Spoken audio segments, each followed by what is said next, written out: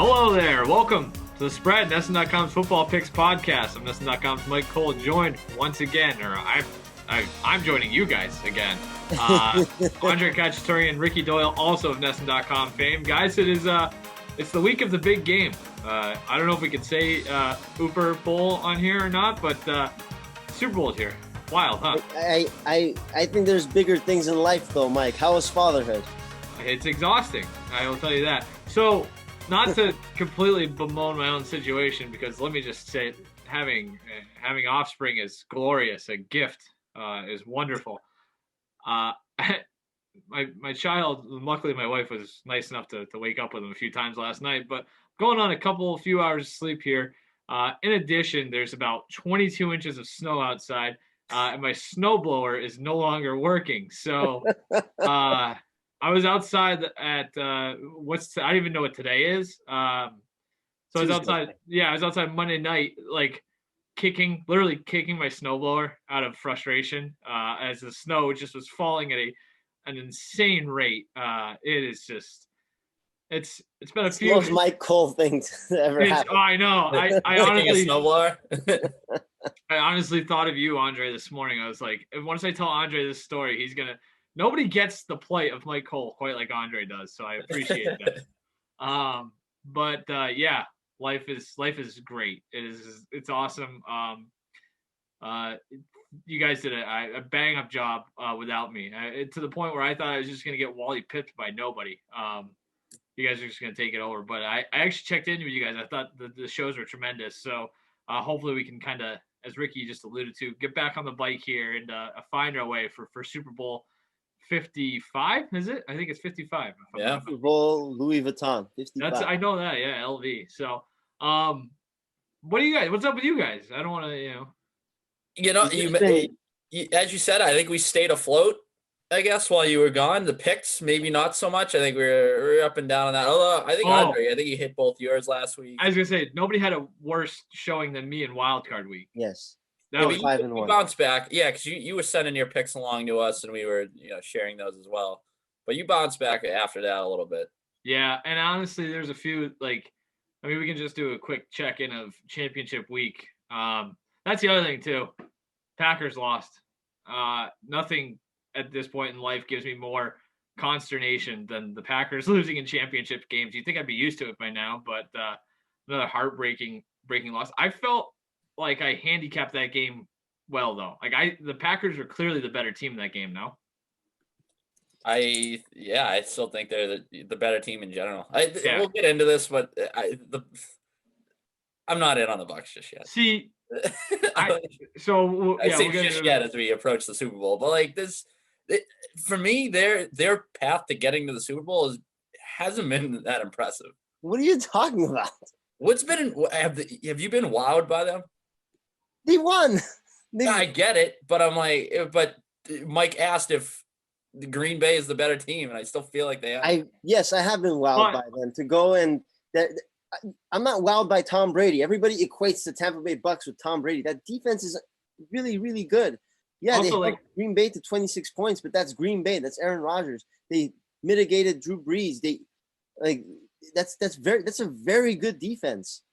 There's also something to be said, there is an element, I'm gonna tie myself into a knot here, but there's an element of the Packers are the better team. They probably should have won, but part of being the better team is finding a way to win those games, and the fact that Tampa still found a way to win that, I think, says a lot about them. And maybe part of that is just the general Brady resolve, but there is elements there that I think help them, go on the road and win a tough game against a team that had been tearing up the league.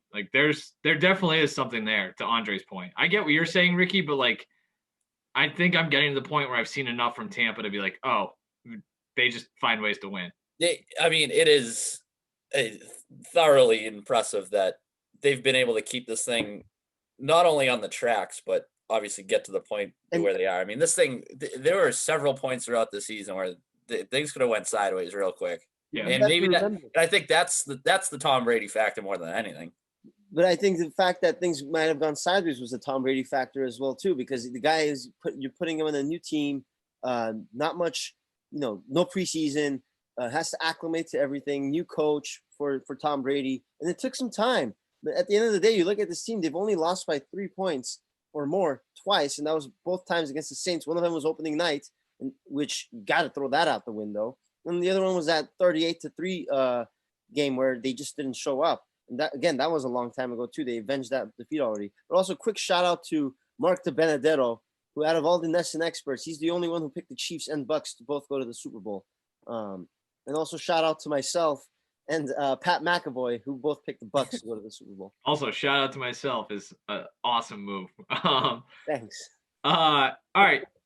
So you guys, anything else? I mean, we should just get into the pick, right? I feel like we're all tipping our hand a little bit here.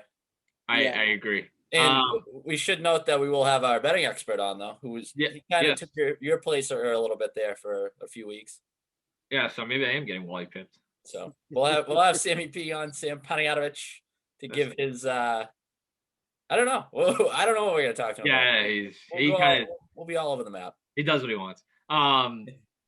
So Super Bowl 55, Sunday night, 6:17 or whatever the hell it is. Maybe it's actually, I think it's like 6:30 now, isn't it? 6:30, yeah. Yeah. That used to be the thing though, right? Where it's like a random ass time. Yeah, I think it was like 6:18 or 6:08 or something like that. But yeah, Dad asks me about that all the time. He's like, "We're done the Super Bowl," and he'll still throw those random times out there. That's a big time. Used to be a big time SEO thing. You could just throw a story up on your website, just cash those web page traffic tickets. I don't know. Not that we would ever do such a thing. No, we would do it. If we did it, we would hide it. But anyway, so Chiefs, the Bucs, they're playing in the Super Bowl. Chiefs they opened at 3.5-point favorites. Money came in. I was reading the VSiN Super Bowl preview. Matt Humans wrote about this, but the line opened at 3.5, went down to 3 pretty quickly because of Tampa money coming in. The total opened at 57.5. That's dropped down to 56.5, 56 flat even in some spots, which feels like a pretty significant thing with that half point. But there's a little more juice on the Chiefs at -3, whereas the Bucs +3 is about an even bet. Chiefs on the money line -166, Tampa +140 on the money line. Let's see, weather actually might be an issue. The game is in Tampa Bay, the Bucs first team ever to host the Super Bowl. 60s, it's gonna be warm, but there's a decent chance of rain and maybe some heavy rain at some point Sunday afternoon into Sunday night. So we could have a redux of the Bears Colts game from a few years back. Wind up to 15 miles per hour. Weather probably won't be an issue, but it's something to keep in mind. All right, now that I got that out of the way, I think we've hit all of those tenets. Well, let's start with Ricky. Who do you like? So, what tends to happen with the Super Bowl, I mean, I'm as guilty of this as anybody, but when you have 2 weeks to hone in on one game, you get to a point where it's like paralysis by analysis. Yeah. I know by the time the game rolls around, I am so sick of thinking about the game. I just want to see it. And so in this instance, it's just, I keep circling back to the opportunity to take the Chiefs as such short favorites by, as you mentioned, 3 points, down to 3 points. I passed on that opportunity last week, much to my chagrin. I'm not going to do it again this week. I mean, this is a team that, granted, they have not covered for the bulk of this season. A bad team against the spread, 1-8-1 against the spread in the last 10. But a lot of those, I mean, you're talking about inflated numbers. They're favored by more than 3 points in 7 of those games. The other 3, in which it was 3 or fewer, they pushed versus the Saints.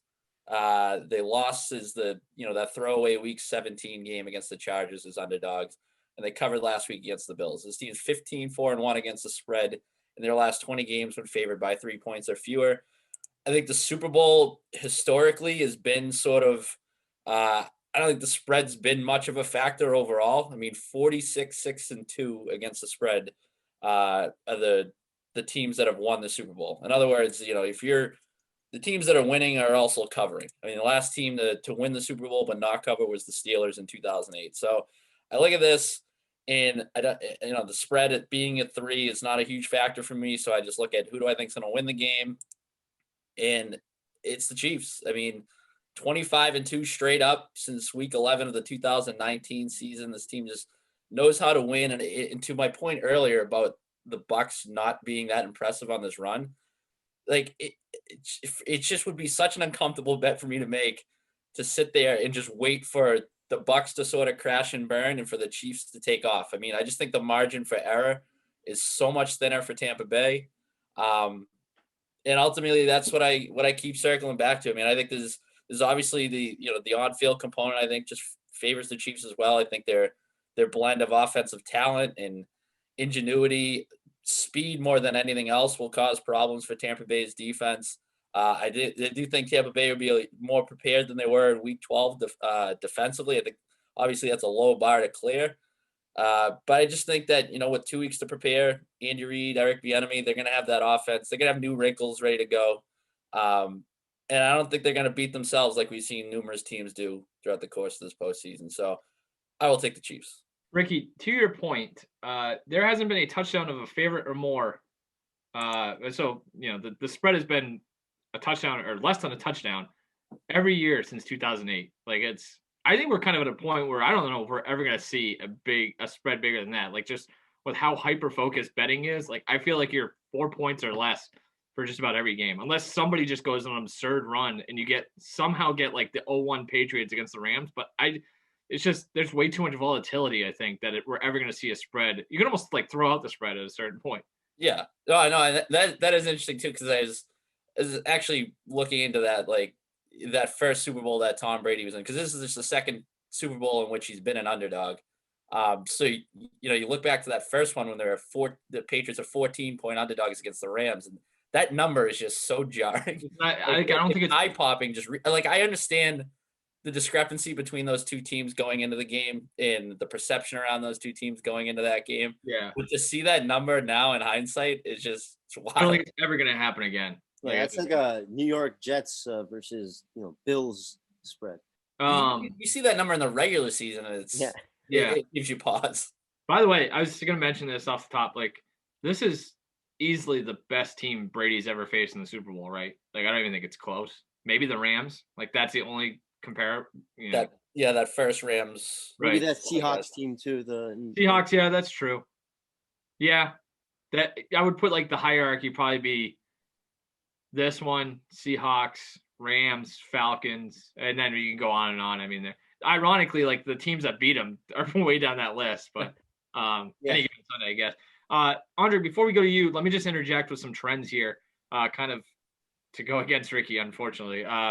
Favorites are, for the Super Bowl history, are 34-19 straight up, 25-25-3 against the spread. So it's just, I feel like we're missing one there if I'm doing my math.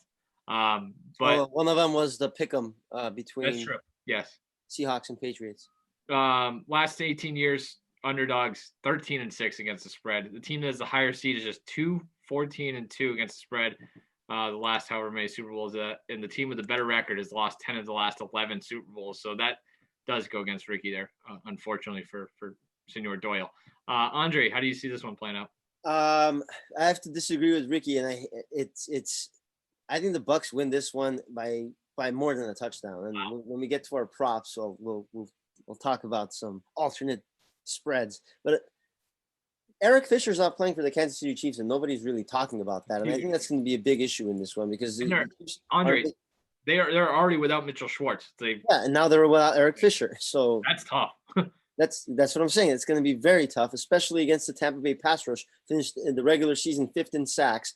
And Kansas City, the recipe to beating Tom Brady in previous Super Bowls or playoff games is to get up in his face and create havoc and create pressure. And Kansas City's pass rush, it's a pretty decent pass rush, but it's nothing that like Tampa Bay hasn't seen before. I don't think Brady's going to have that much pressure on him. And what hurts the Chiefs even more is that they're going to be facing this pass rush with a depleted offensive line, and Patrick Mahomes, God knows what his toe is going to be like. Is he going to be mobile like he has been previously in his career, or is he going to be gimping around like we saw in the AFC Championship game? I think that's going to be a big factor in this one. And also we talk about the Chiefs' rush defense. All of a sudden, Leonard Fournette in the last in the playoffs, he has 211 rushing yards, 2 touchdowns. I think he's going to have a big game. And And people always look at the Bucs and they talk about Tom Brady. Tom Brady, sure, he had some nice throws in the NFC Championship, but as I mentioned earlier, that defense is what makes his team complete. They finished the year, regular season and playoffs, number 1 in yards per play differential. You guys aren't impressed by that? That means they're the most efficient, complete team in the NFL. Kansas City's number 2, so they're also very good. But I think Tampa Bay is the fact that they're also at home. They get to wake up in their beds every night. The night before the game, they get to sleep in their own bed instead of a hotel. It's going to matter. It's basically a home game for them. The fact that it's COVID and there isn't as much Super Bowl media hoopla that they have to go through. It's all on Zoom and everything. It just kind of makes it more of like a regular season home game for the Bucs. Plus, they get Antonio Brown back. It's a lot of weapons. And Ricky, you said the Chiefs struggled to cover it as of late. I think this is Tampa Bay. The Chiefs' only loss, non-week 17 loss this year was a 40-32 loss to the Raiders. I think that's gonna be the final score of this one. 40-32 Tampa Bay. One, I sleep better in hotels. And two, can we throw out the argument about the Chiefs' run defense?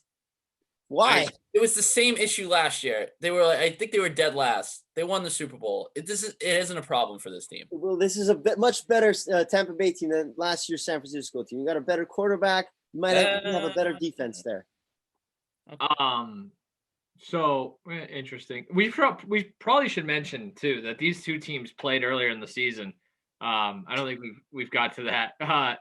And the Chiefs boat raced the Bucs early on. The Bucs clawed back and ended up covering the spread, I think, in that game. I think the game closed at 3.5. They were getting 3.5 at home against Kansas City, and they got within the number, I think. So that's something that we probably should have mentioned already.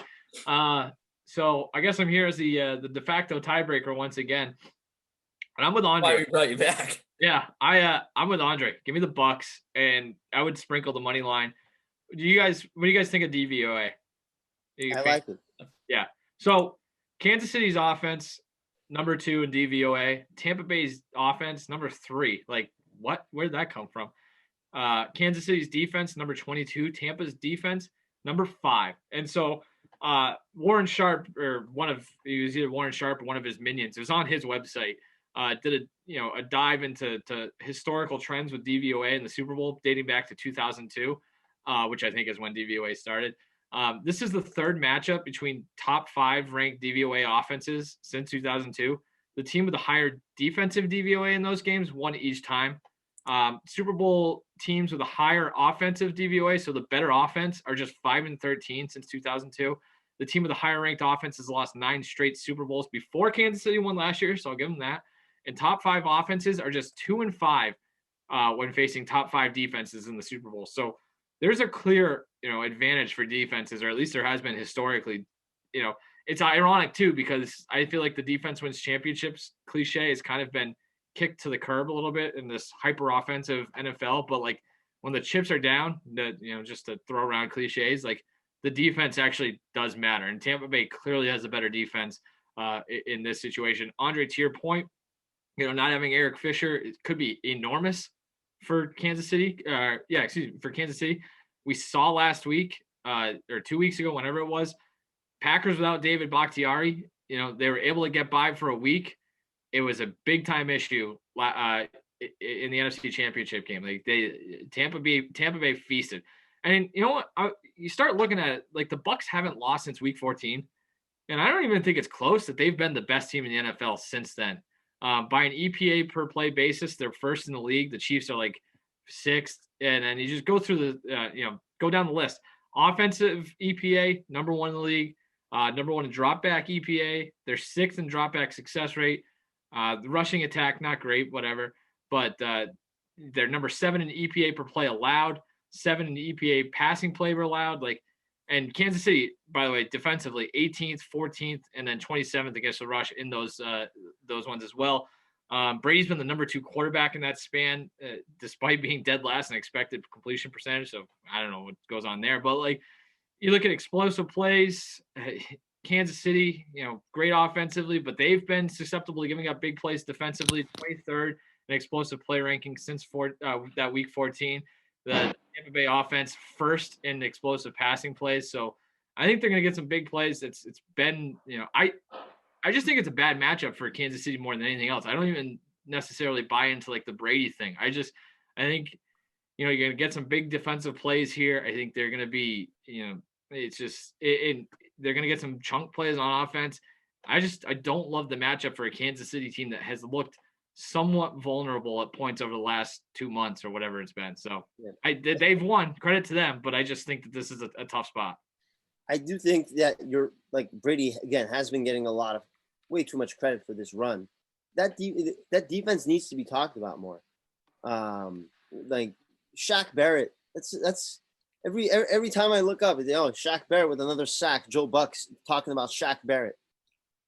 Yeah, they got Vita Vea back. Vita Vea looked actually pretty good. He didn't play a ton.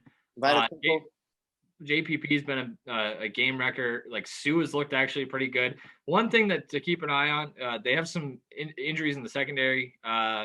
Safety Jordan Whitehead had a shoulder injury. I think he's questionable for the Super Bowl. Antoine Winfield Jr. was a late scratch in the NFC Championship. He had an ankle issue, I think it was. He should play. Tampa sounds like they're going to get Antonio Brown back as well. I don't know. And Andre, I'm with you. I think there's some, you look at the narrative stuff, like this is, I guess maybe when you go on the field on Sunday afternoon, it's going to feel like the Super Bowl, but this entire lead up to this week is not going to feel like the Super Bowl for these teams. I feel like that favors the team that has less Super Bowl experience, not counting Tom Brady, because he's, got more than anybody else. So. Right. Yeah, I think those two injuries at the safety position are something that we can't gloss over. If those guys are hurt, this could be a track meet that does not bode well for. Because I mean, I look at the Bucs cornerbacks, and they're more they're tall, they're physical. I think that's sort of an area where the Chiefs' foot speed can come into play. I mean, obviously we saw what the Chiefs were able to do in that first meeting where, they didn't have that safety help over the top and Tyreek Hill just running downfield on every single play.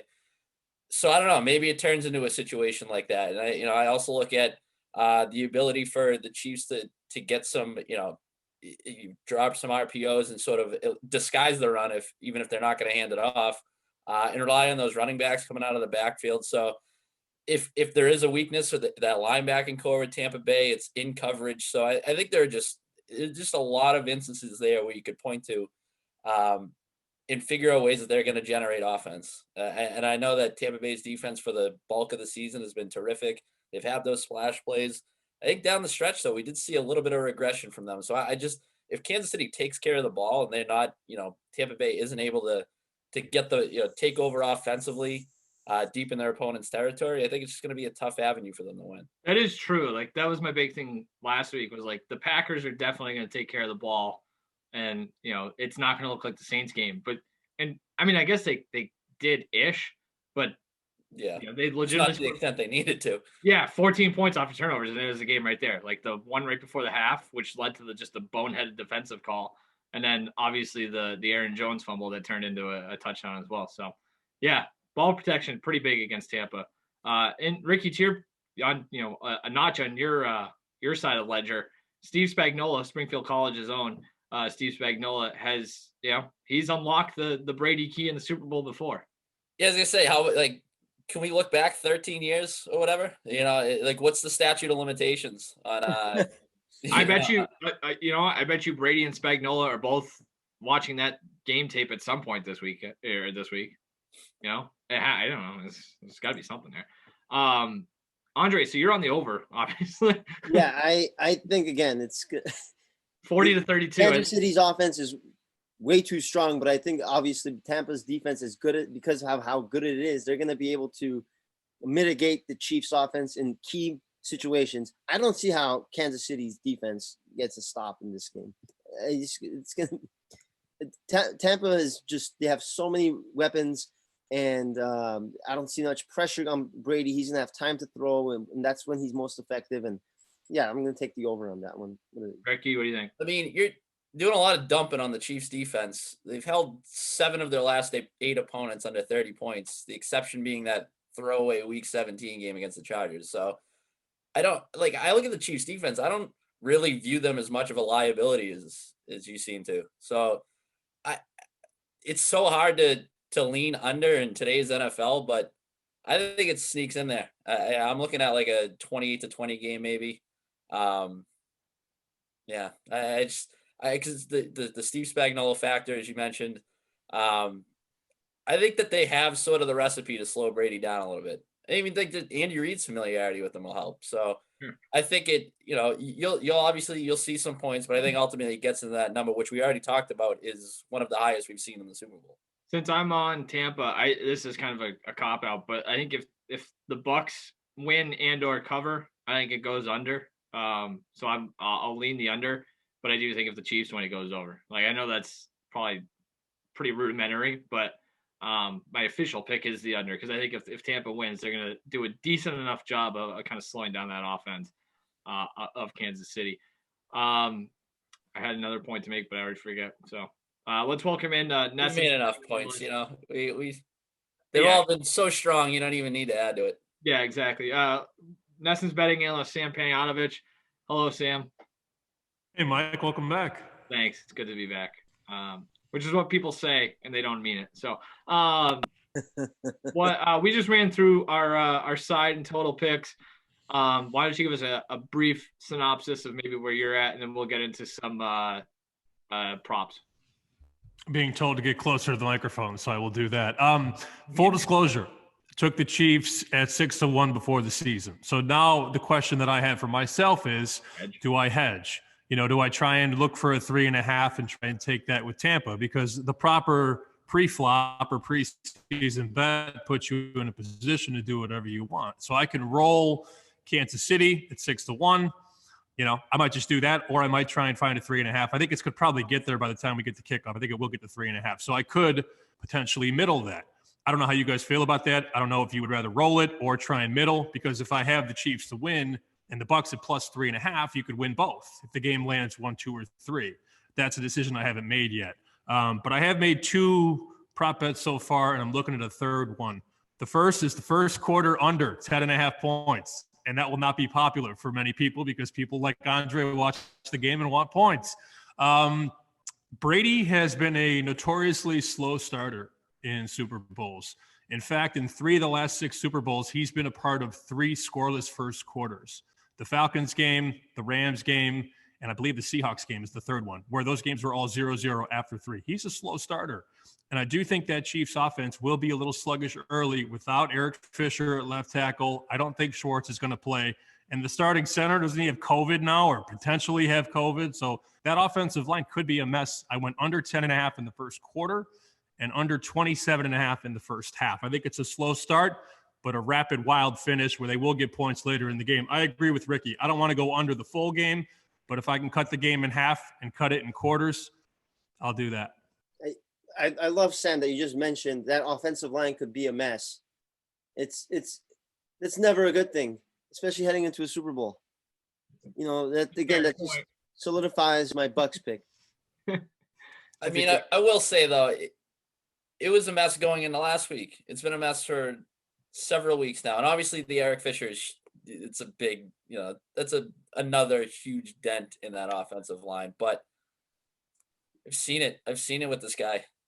He's pretty good. He's a pretty good quarterback. He is. Makes things happen. Andre, why don't you get us keep the ball rolling? What kind of props are you looking at? Oh yeah, so like you said, or like I said, piggybacking Sam's point about the Chiefs offensive line. I'll actually take an alternate point spread. Tampa Bay -7. It's 4-1. I'll sprinkle something on that. Why not? What if it is a 40-32 game, like I said? And I also like Mike Evans winning the MVP. I got that at 33-1. I think that's a pretty good value. I guess it's fine value, but like, if Mike Evans puts up the kind of numbers to win MVP, like, doesn't Brady win the MVP?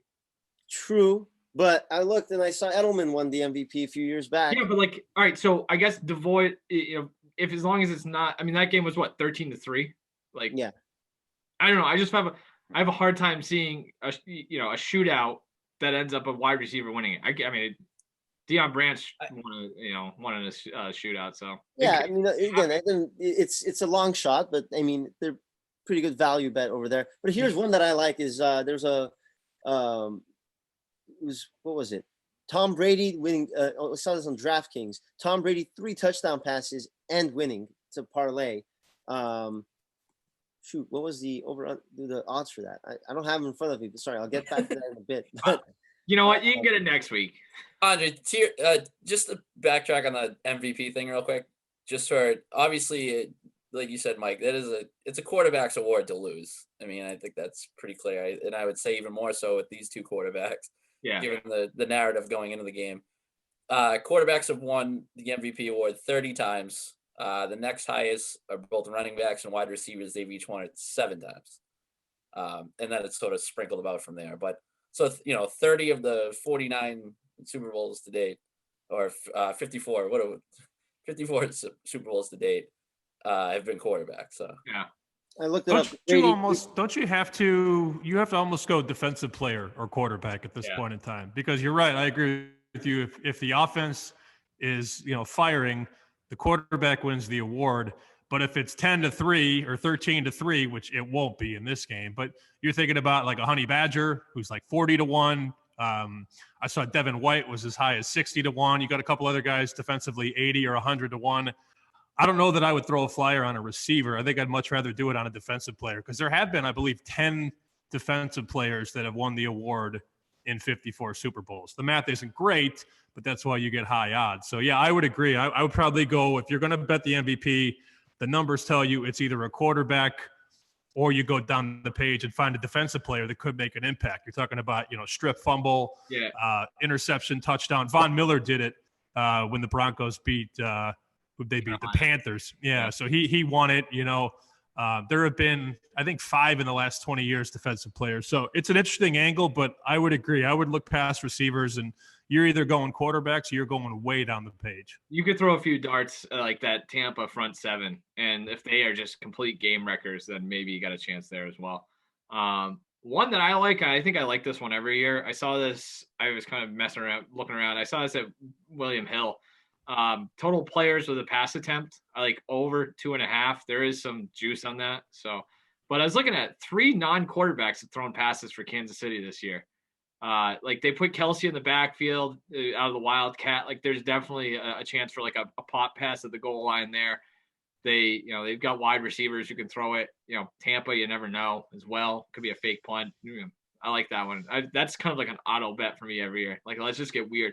I think both these teams, you look at the coaching staffs, there is a chance for, maybe if it's not just a position player pass, but there is going to be some trickeration in this game. Because I think Arians especially is probably sitting on stuff that he hasn't used all year that he's going to break out at some point. And it probably will blow up in his face, and that'll be great.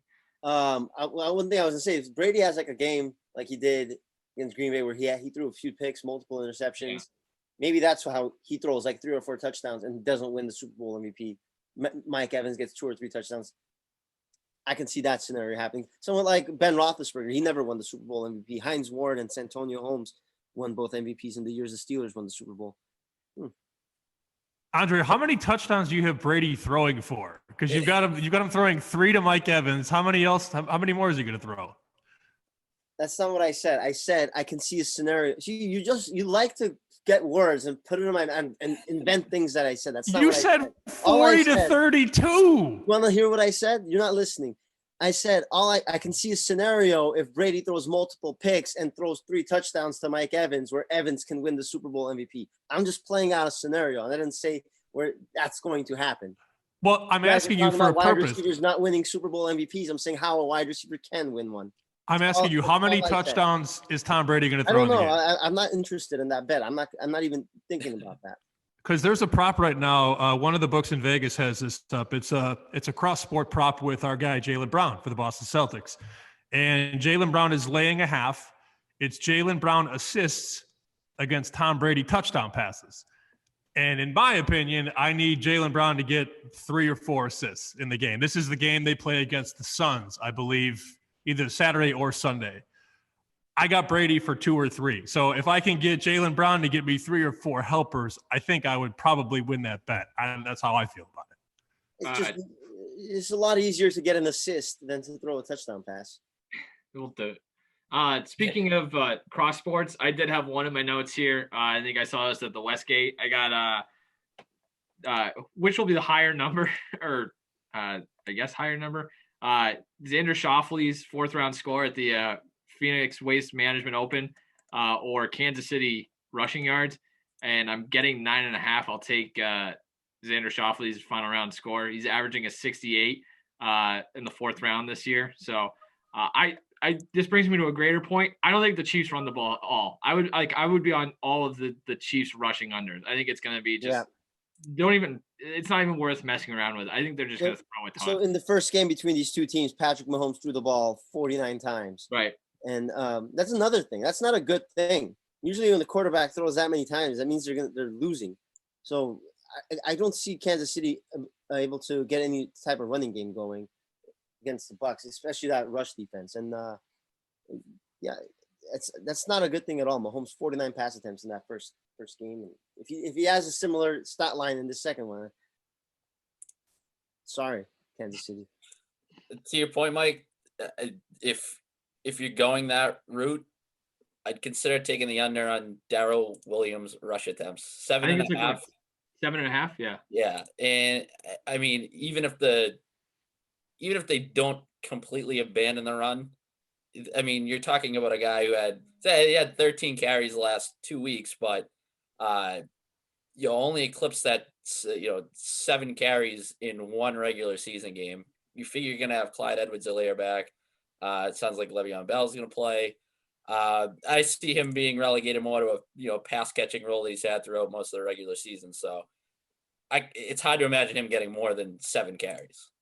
The only thing is, like, maybe Tampa does the thing where what Belichick did to Peyton Manning a few years ago was that Sunday night game where it's just like they're daring you to run it, and the Broncos ran for like 200 yards and still lost. Like, maybe that happens, but if that happens, then you live with it, right? Like, whatever.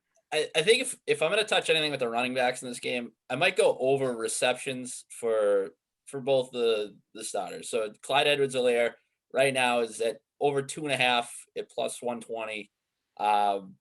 He had 3 receptions or more in 8 of his 13 regular season games. At least 4 targets in 7 games. Bucs have allowed the most receptions to running backs throughout the course of the regular season. So I think they will get those running backs involved, just not in the traditional sense. So I could see Helaire going over the 2.5 mark, and I think Leonard Fournette, his total receiving yards at 26.5. This guy had 13 targets in his last 2 games. Chiefs susceptible to giving up yards through the air to running back. So I'd consider looking at some of the running back prop bets, but erring on the side of them doing some damage to the air as opposed to on the ground. I like that, Ricky. Also, speaking of pass catchers, I'm on Chris Godwin big time this week because I think you go back and look at that Week 12 game. He had 8 catches for 97 yards. Kansas City struggles. They've actually done a really good job with wide receivers on the outside, so maybe that goes against Andre's Mike Evans MVP pick as well. But they've been susceptible in the slot. When Tampa targeted the slot in Week 12, they had a 64% success rate. They averaged 10 yards per attempt. They were really good, and they have Godwin's numbers speak to that. So I like the Godwin over props. I hate taking the over props in the Super Bowl, even though I do it every year, just because the market is so inflated. But whatever. Who do you guys think of Tampa Bay in the first quarter? Just because the way Kansas City recently in playoff games, they start off so slow and then they come back and win. But I would imagine that goes against what Sam was talking about, though, right? Like, yeah. You got Tampa Bay plus a half point now, and I told you the total 10 or 10.5. I can tell you, usually when bookmakers hang a half or hang a hook, they're sort of baiting you to take the favorite there. Minus half, -1 is usually there for a reason. If this game is 3-3 or 6-6, you're going to lose. If you lay the half, obviously you know that. So I would probably lean to Tampa Bay here. But I do like that first quarter under a whole lot, 10.5 or 10. I think it's 7-0 or 3-3 or 6-3, something like that. I do like the under a lot in the first quarter. Sam, let me ask you, because we were talking about it last week before the the big packet came out with all the props and everything. Like, what is when you first open that up, and it is daunting as hell to see 50 pages or whatever. What's the first move there? Like, are there certain things that you immediately key in on? have certain information ahead of time that you're just sort of, so when that does come out, that you just immediately, shift your focus to a specific type of bet or something like that? It's a very good question. I actually went and printed it out. It was 40 pages. And the first thing I do with those props is I start crossing off the ones I don't like. Because if you don't like it right away, you're probably not going to like it down the road. At least that's how I'm wired. So I cross off before I circle. I probably crossed off 35 pages of props before I even I went down, crossed off. And then I eventually ended up circling the ones that I like.